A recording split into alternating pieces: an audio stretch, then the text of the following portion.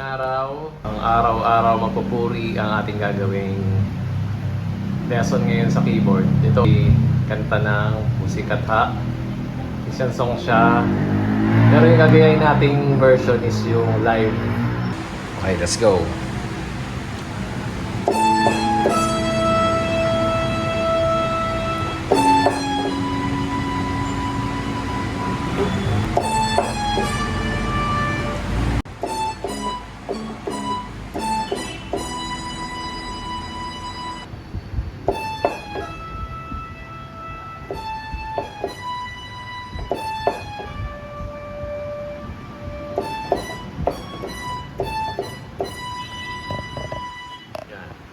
Tapos sabay.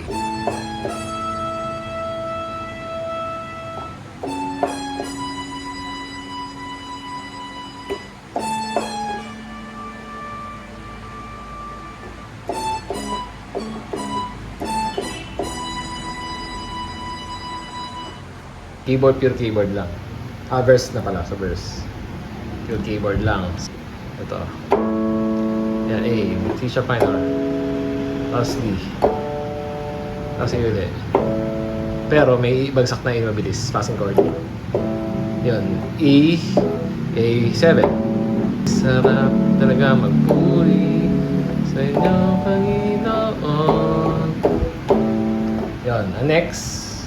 D major 7. C sharp minor 7. Tapos B.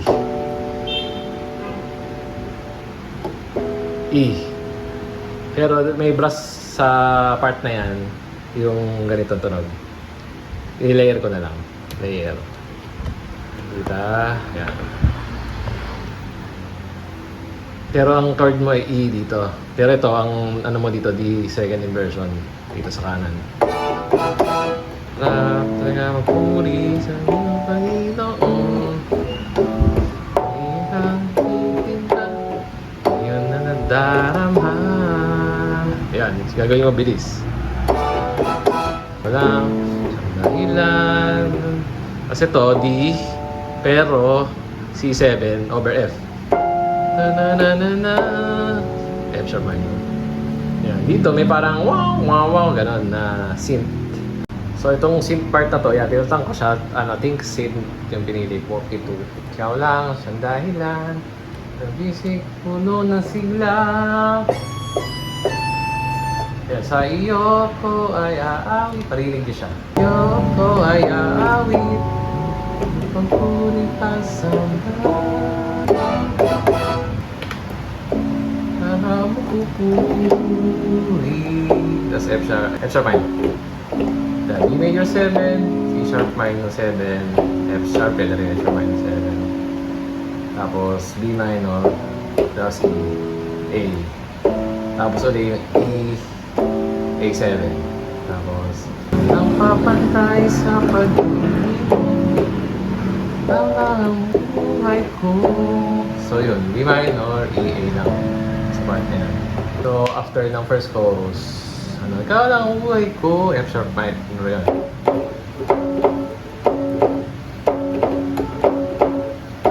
Minor, A, E over G sharp. So, tapos biglang lilayer muli yung brass. So, tapos verse ulit. Sarap talaga magpuri sa iyong Panginoon. Di kaya pinilitan yung darama. Ikaw lang siyang dahilan, nagsigla. Sa iyo ako ay aawit, ngunit pasamay. Araw-araw magpupuri. Ulit lang eh.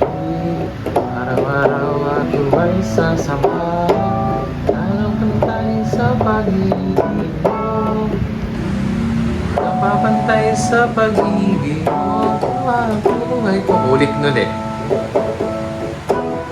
Araw-araw ako pumili, araw-araw ako ay sasama, ang pantay sa pag-ibig mo. Ang buhay ko. Tapos ano na siya. Yan, F sharp na nota. Bridge to patapos.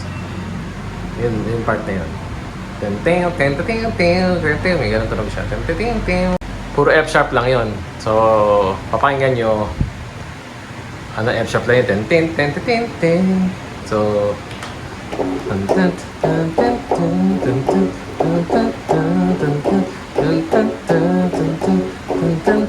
brass na yung sunod niyan. So,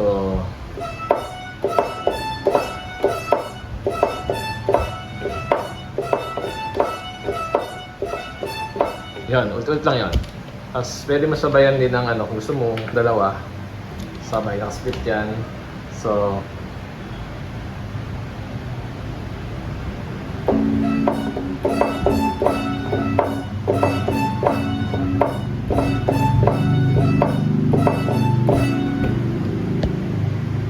tapos ang ano niya, lyrics niya, ano, araw-araw mapupuri, araw-araw sa samba, di ba yun? Yung part, parang chorus siya, di ba? Tapos slightly different siya, pero F siya pang chord yun. Araw-araw mapupuri, pero wala pang brass doon.